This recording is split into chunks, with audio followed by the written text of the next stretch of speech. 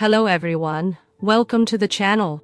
Today I have an incredible and transformative story to share with you. It's the account of someone who had a near-death experience, glimpsed the future of humanity, and received a surprising revelation about the year 2025. Before we begin, let us know in the comments which city you're watching from, and don't forget to subscribe to the channel and activate the notification bell, so you won't miss any amazing stories like this one. Let's embark on this exciting journey together. My name is Cassidy Soline Parker, and 13 years ago, my life changed forever. Currently, I'm just an ordinary person in Portland, Oregon, where I work as a high school literature teacher and lead a quiet life. However, what happened to me that night, in September 2011, is something I will never forget. I'm here to tell a story that brought me to the brink of death, but also gave me a new chance to live, love more, forgive more, and above all believe that even in the darkest situations, there is light. If you're willing to listen, I'll recount what happened that fateful night, how my near-death experience was, and how it transformed my view of the world and the future. It was a typical September night in Portland, Oregon, and the air carried that sense of change that only autumn can bring. I had just left work after a busy day organizing the classroom for a new semester and was eager to meet up with old college friends. Ethan, my boyfriend, seemed even more excited than I was as we drove to the pub downtown. "Do you think Mark will show up?" I asked, adjusting my jacket in the passenger seat. "Definitely. He never misses a chance to be the center of attention," Ethan replied, laughing. When we arrived, the pub was already packed. It was one of those classic Portland spots with exposed brick walls, amber lights, and an unmistakable smell of wood and craft beer. Every table was occupied by groups of people talking and laughing loudly. As soon as we walked in, we were greeted with warm hugs and enthusiastic greetings. "Soline." "Ethan, you're late," Mark shouted, raising a beer glass while swaying slightly. He was exactly as I remembered, full of energy with a wide and contagious smile. The night flew by in the blink of an eye. College-time anecdotes mixed with endless toasts, and I let myself be carried away by the nostalgic atmosphere. At some point, I noticed that Mark was more than just merry, but he still insisted on leading the conversations and making everyone laugh. "Guys, is this a reunion or a funeral? God, let's liven things up," he shouted, earning another chorus of laughter. Around midnight, the group began to disperse. Ethan looked at me with a calm but tired expression. "I think it's time to go. You have an early class tomorrow." I agreed, waving to the few friends who were still around. As we left, the night air was chilly, and the city streets were surprisingly quiet. We were about to call a cab when Mark appeared, car keys jingling in his hand. "Hey, I'll drive you home. It's on the way, right?" He seemed confident, but I hesitated. "Mark, don't you think you've had too much to drink to drive?" He rolled his eyes and smiled. "Oh, come on, Soline, I'm fine. I haven't drunk that much." I looked at Ethan for support, but he just shrugged. If he thinks he can, it's better than waiting an hour for a cab. My instinct told me to refuse, but for some reason, I got into the back seat of Mark's car. Ethan sat next to me, and I noticed he was holding my hand tighter than usual. As Mark drove, he talked about future plans, laughing and trying to keep the mood light. But something was wrong. The road seemed darker, emptier than usual. The radio played an old song, but I could barely pay attention. I was tense, each turn making me hold my breath. "Mark, you're going too fast," I said, my voice trembling slightly. "Relax, Soline. I do this all the time," he replied, unconcerned. That's when it all happened. Suddenly, a pair of headlights appeared in our direction, shining like threatening eyes. The other car was coming too fast, and I felt the impact before I even heard the sound. My body was thrown against the seatbelt, and the world around me turned upside down. The world became a blur of lights and shadows. The sound of the crash was deafening, a mix of twisting metal, shattering glass, and muffled screams. The impact threw me against the seatbelt, and the air was knocked out of my lungs as if I had plunged into icy waters. For a moment, everything went silent. It wasn't a comforting silence, but a heavy one, laden with confusion and fear. I could barely open my eyes, but I tasted the metallic tang of blood in my mouth. My head throbbed, and a sharp pain spread through the right side of my body. "Ethan!" I tried to call out, but my voice came out as a weak whisper, almost inaudible. I heard groans coming from the front seat, where Mark was, but they were faint and irregular. Finally, I managed to open my eyes. Everything was upside down. The car had flipped and was on its side. Shards of glass covered the interior, reflecting the flashing lights of the street lamps. I could see Ethan beside me, unconscious, with a deep cut on his forehead. His breathing was weak, but he was still alive. "Help! Help!" I whispered again, trying to move my hand to touch him. But my arm wouldn't respond. It was trapped, immobilized by what seemed to be the car's dashboard, crushed against my right side. Panic began to set in. Each second felt like an eternity. Then I heard sirens in the distance. They were a sign of hope, proof that someone knew what had happened, and that help was on the way. I tried to focus on them, using the sound as an anchor to avoid succumbing to fear. The first voice I clearly heard was that of a paramedic. "We have 3 victims here. We need hydraulic cutters to free the passengers." The red and blue lights of the emergency vehicles danced around me, illuminating the tense faces of the rescuers. One of them knelt beside me, trying to calm me while others worked to cut the metal that trapped me. "Stay with me, miss." "What's your name?" he asked, his voice firm but gentle. "Cassidy," I murmured, feeling my consciousness begin to fade. "Okay, Cassidy, we're going to get you out of here. Stay with me, all right?" "Don't close your eyes." But it was hard. The weight of exhaustion was pulling me, an irresistible force that seemed to want to take me away. Finally, I felt the relief of the dashboard being lifted, and the cold night air hitting my skin. They placed me on a stretcher, and I could see Ethan's pale face as he was also removed from the car. Mark was taken first, still conscious, but visibly in shock. On the way to the hospital, I heard fragments of conversations from the paramedics. "She's got chest trauma, pressure dropping, possible internal bleeding." The words floated around me, but I couldn't fully process them. All I knew was that my vision was getting blurrier, and the pain seemed to be distancing itself, as if my body was shutting down. "We're losing her."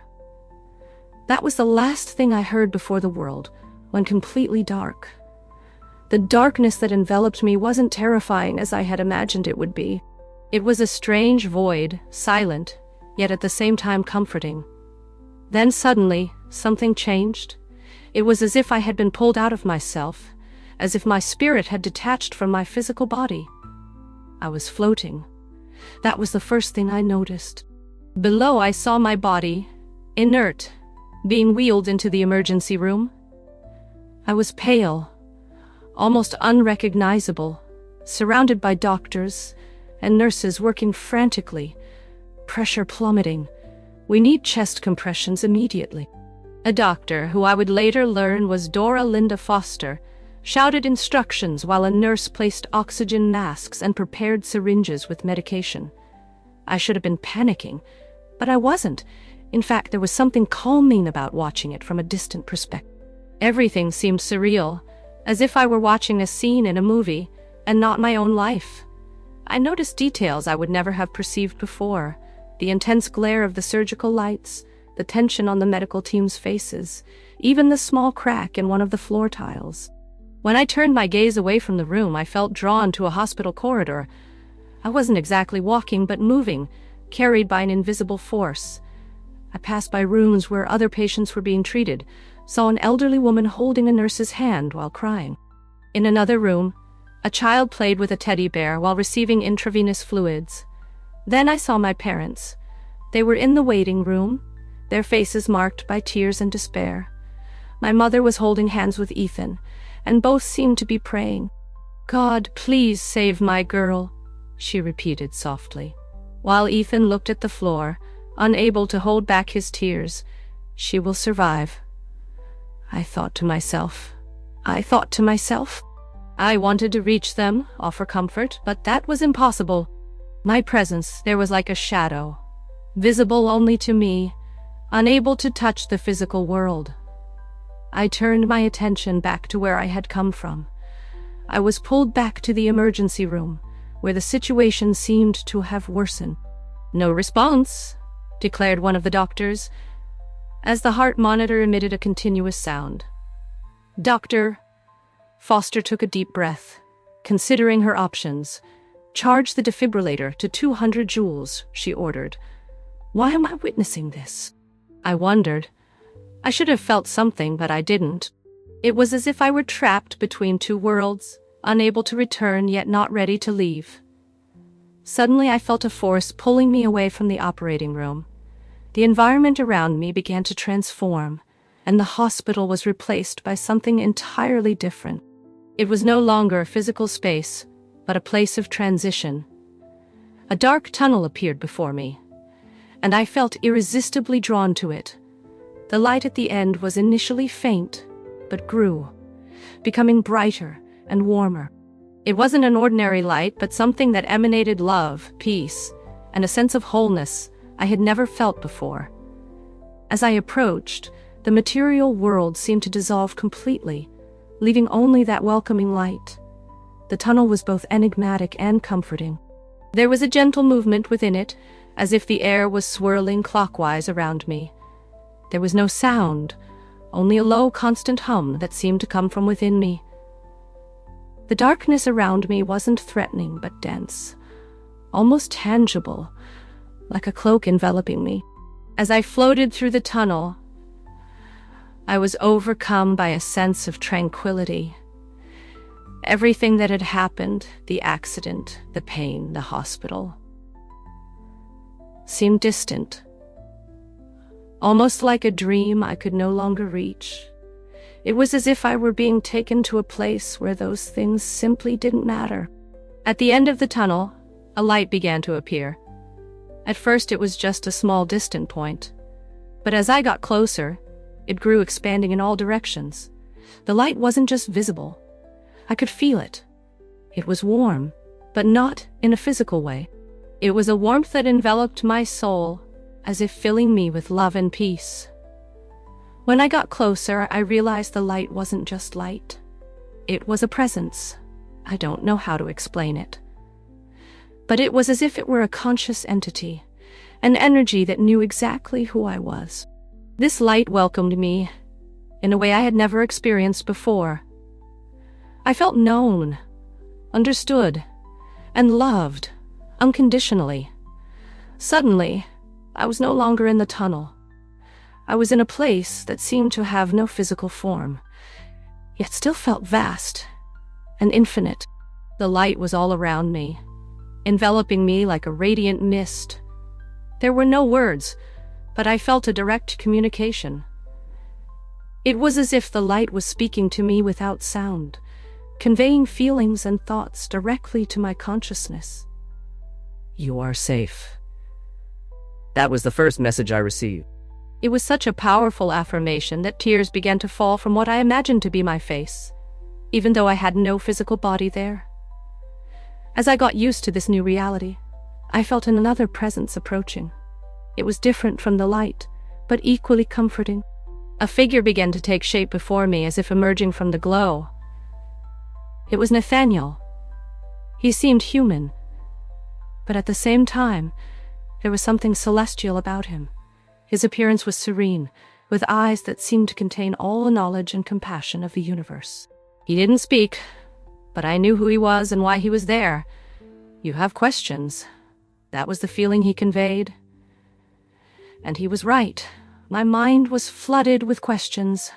Where am I? Why am I here? What happens now?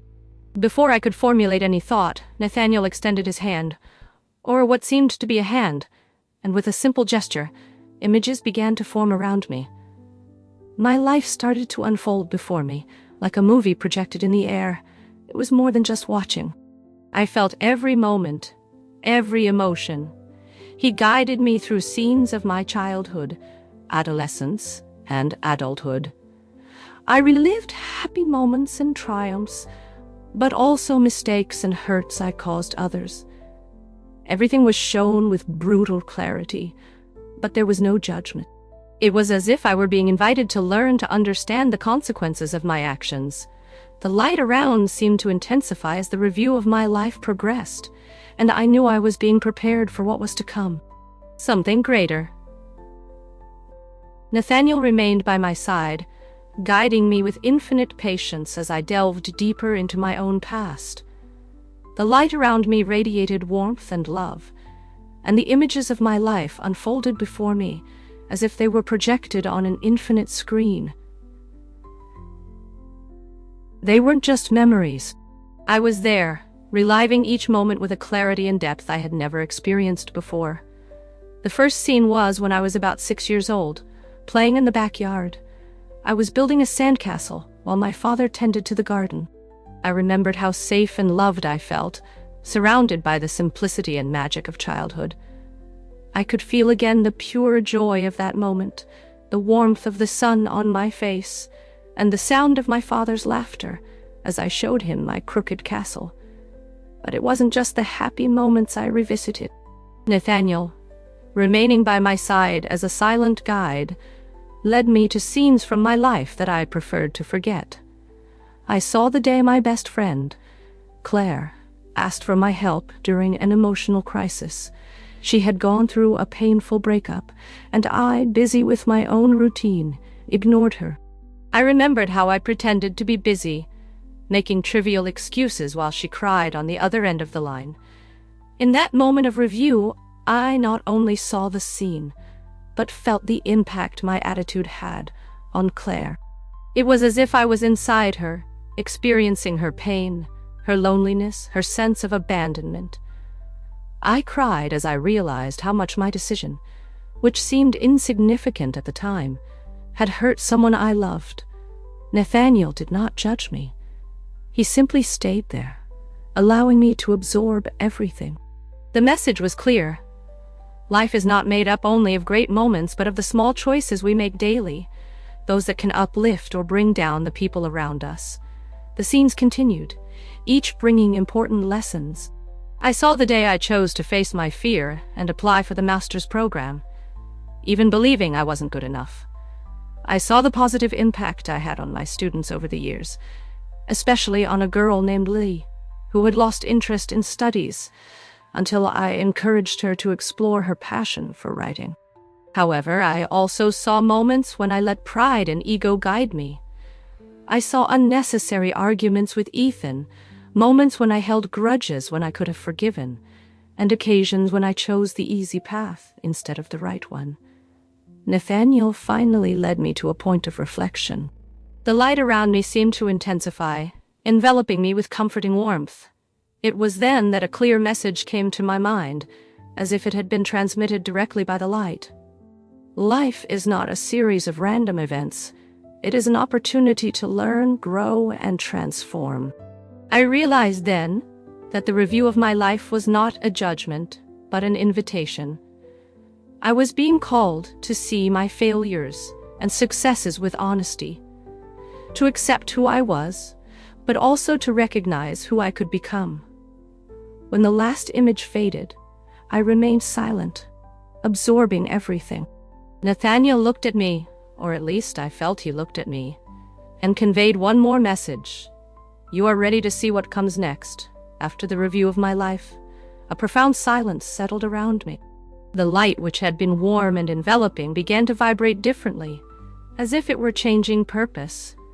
Nathaniel was still by my side, but now he seemed a bit more distant, almost like an observer. Now you will see what is to come. The message came clearly to my mind, as if it had been placed there directly.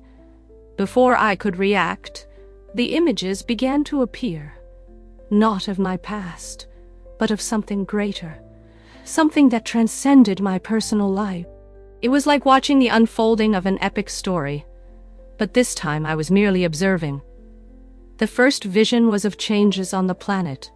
I saw immense storms, hurricanes sweeping entire cities, floods covering streets that were once full of life. I saw devastating droughts turning fertile lands into cracked deserts. People were desperate, struggling for water, food, and shelter. It was as if nature itself was trying to rebalance. But the cost was immense. My heart ached at the scenes. My heart ached at the scenes. In one, a father held his children as water rose rapidly around them. In another, a mother wept beside a crop killed by drought. The message was clear. The choices we make today shape tomorrow. The scenes changed again, this time. The text presents a scenario of conflict, different from the traditional wars we learned about in school. These were hell, internal battles occurring within the countries themselves. I witnessed crowds protesting, some peacefully, others angrily, confronting corrupt governments and unjust systems. Social inequality had reached a critical point, with the rich and poor in a struggle for survival and dignity. It was hard to watch. I wanted to look away, but I couldn't. Nathaniel, beside me, remained calm as if preparing me for what was to come. Gradually, the darkness of wars and crises began to dissipate. New images emerged, showing people coming together, helping each other, driven by compassion and genuine love, not profit. I saw communities being rebuilt with respect for nature, and technological innovations being used to improve people's lives, not exploit them. The planet was transforming. It wasn't a quick or easy process, but it was real. People looked at each other with understanding, not judgment. Nature was respected and integrated into human life, rather than being exploited. Children were growing up in a world where empathy was the foundation of everything. Finally, a clear and unmistakable message emerged. 2025 would be a turning point. The choices made that year would determine the future of humanity. I felt a mix of hope and responsibility. What I saw filled me with a burning desire to be part of this transformation, to be a positive force amidst the chaos. I realized that my life, no matter how insignificant it might seem, had a purpose. Every choice, every act of love or compassion, contributed to building this future. When the visions ended, Nathaniel turned to me for the first time, conveying one last message. You have seen what you needed to see. Now, it's up to you to decide. The light began to change again, and I felt a force pulling me away from that place. I didn't know where I was going, but something inside me knew my time there was ending. The force pulling me was irresistible, as if an invisible hand was guiding me back.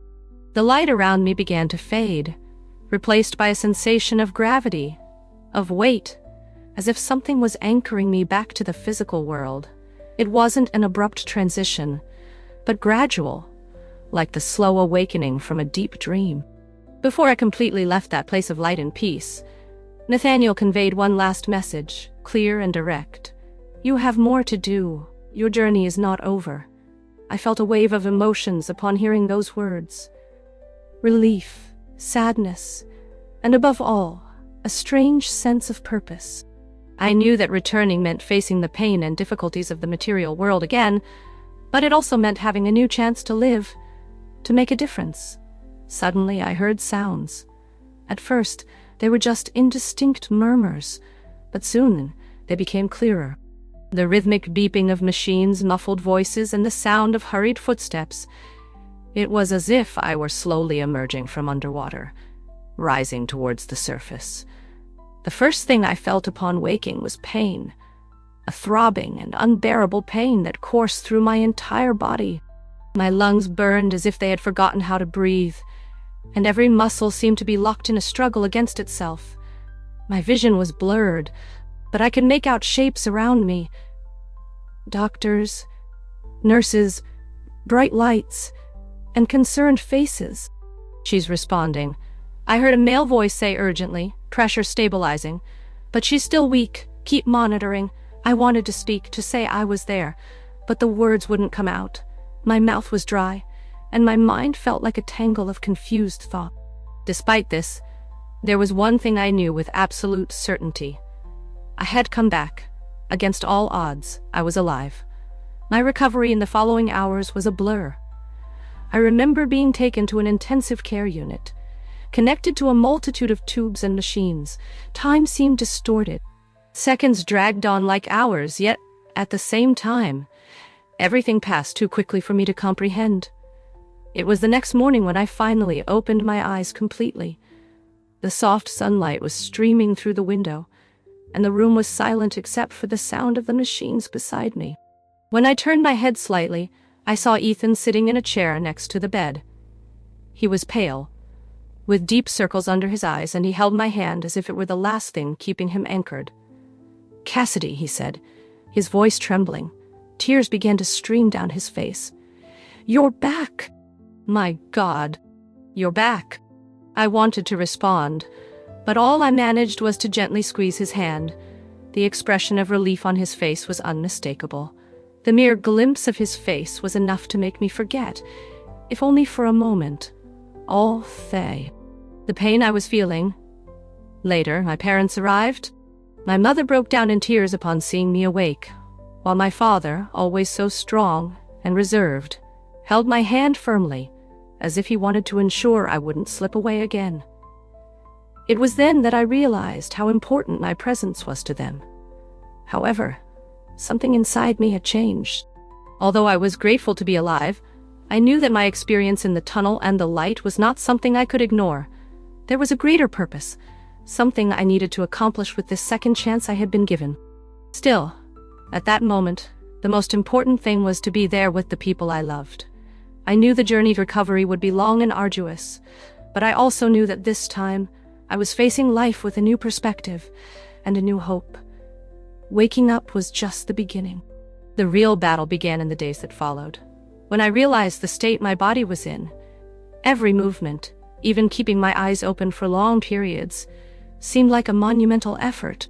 There were tubes connected to my chest, oxygen being forced into my lungs, and a constant pain that seemed unrelenting. The doctors explained to me what had happened. My ribs were fractured, and one had punctured my right lung. My right leg was broken in 2 places, and I had suffered a severe concussion. The scariest part was the internal bleeding that almost took my life. "You are a miracle," said Dr. Linda Foster, with a serious yet relieved expression.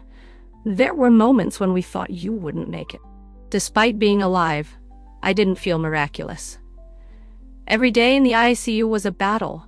Physical therapy began almost immediately, and I cried in frustration when I couldn't lift my leg off the bed in the first session.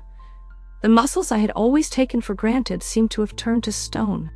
Even simple things like holding a glass of water were a challenge. Ethan was with me almost every day, sitting by my side, reading books aloud, or just holding my hand.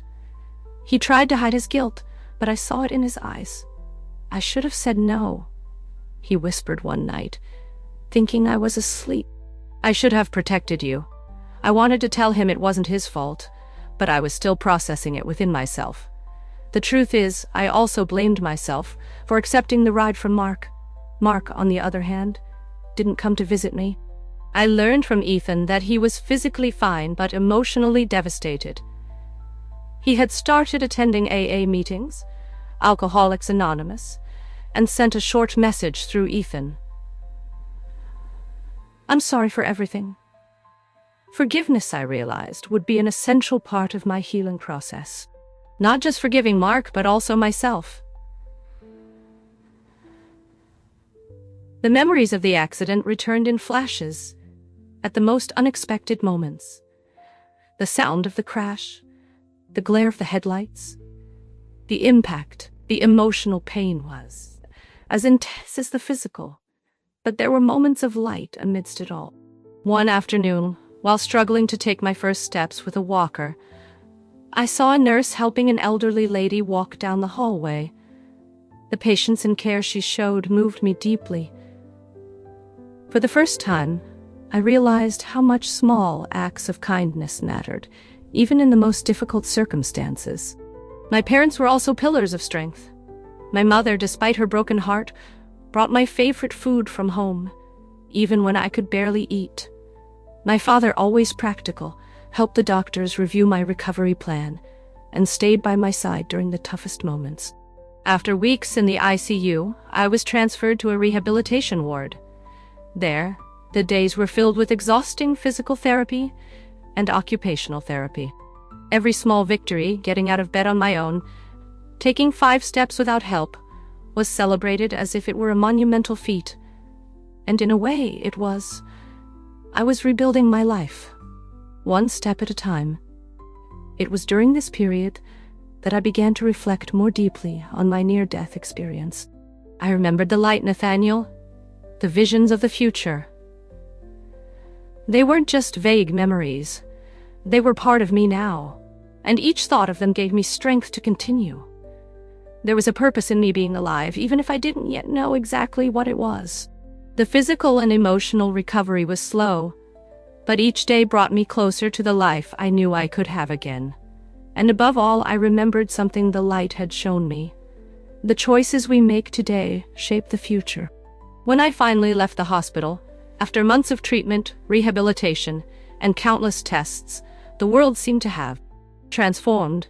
It wasn't just the landscape that had changed during my absence, but something inside me as well. Every detail of daily life, which previously went unnoticed, now became an opportunity for learning or gratitude. I still carried scars, both physical and emotional. My body had limits I was unaware of. Long walks were difficult, and the pain in my ribs constantly reminded me of the accident. However, the emotional scars were the deepest.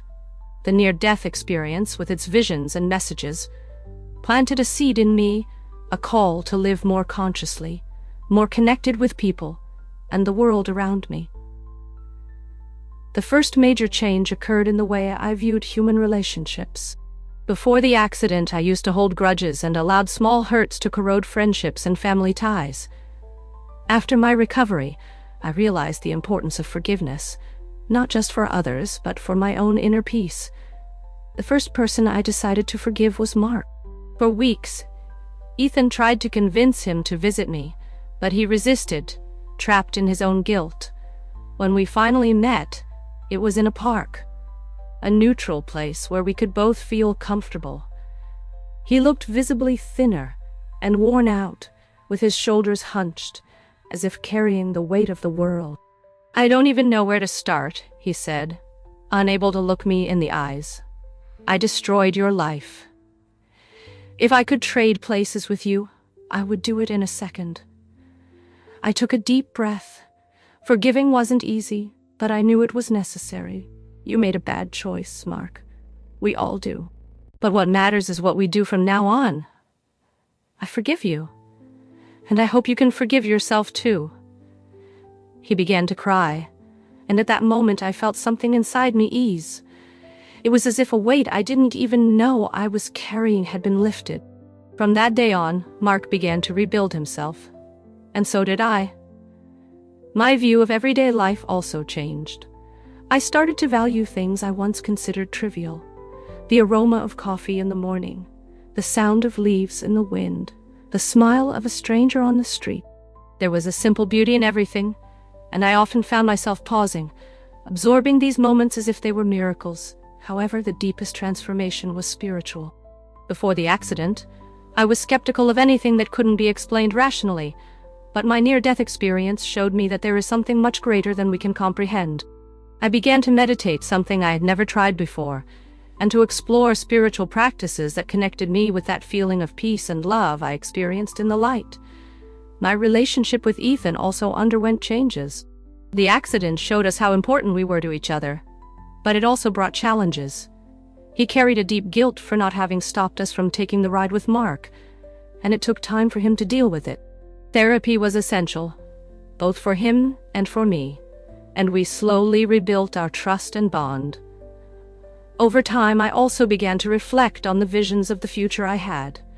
The images of disasters and conflicts lingered in my mind, but the final message of hope, unity, and transformation gave me strength. I knew that somehow I needed to be a small part of this better future. In one of my moments of reflection, Nathaniel's words echoed in my mind. "The choices we make today shape the future." I decided I would make different choices. I chose to be kinder, more compassionate, and more intentional in every action, knowing that each small gesture could create a greater impact. As the months turned into years after the accident, my life slowly began to take on a new form. I returned to my job as a teacher, a role I once saw as an obligation, but which now became an opportunity to impact lives. Each student in my classroom was a chance to plant seeds of empathy, to inspire a new generation to live with more purpose. However, the experience I lived through was something I knew I couldn't keep to myself. It wasn't about becoming a speaker or writing books about what happened. It was something simpler, more human, sharing what I learned in a genuine way, in conversations and small gestures, and in the way I conducted my life. One night, as I was preparing material for a class, I felt a sudden urge to write about everything I had lived through. I picked up a notebook and began to jot down not just the events of the accident and my near-death experience, but also the lessons learned along the way. The first lesson was about love. In the light, everything boiled down to a pure and unconditional love. I realized that love is the most powerful force that exists, not just romantic love, but love as a universal energy. I learned to express it more, even in small things, like listening to someone attentively or offering a word of encouragement. The second lesson was about empathy. During my life review, I realized the impact of every action, good or bad. Every choice I made not only shaped my life, but also affected those around me. Since then, I started living with the intention of causing the least harm possible, and helping whenever I could. The third lesson was about purpose. My experience showed me that life is not a coincidence, but an opportunity. Each of us is here to grow, learn, and contribute to something greater. This changed my perspective on my work, my relationships, and even the challenges I faced. As the year 2025 approached, I constantly remembered the visions of the future I had. I saw the crises and conflicts, but I also saw hope. I knew that my contribution, no matter how small, was important. It wasn't about changing the entire world at once, but about doing my part in my little corner of it. One of the ways I found to contribute was in the classroom. Teaching literature became a means to show my students that each of them had the power to tell their own story and choose how it would be written. I also started getting involved in small community projects, helping at food banks, planting trees with local groups, or simply being present to listen to someone who needed to vent. My conversations with Ethan became a constant source of inspiration.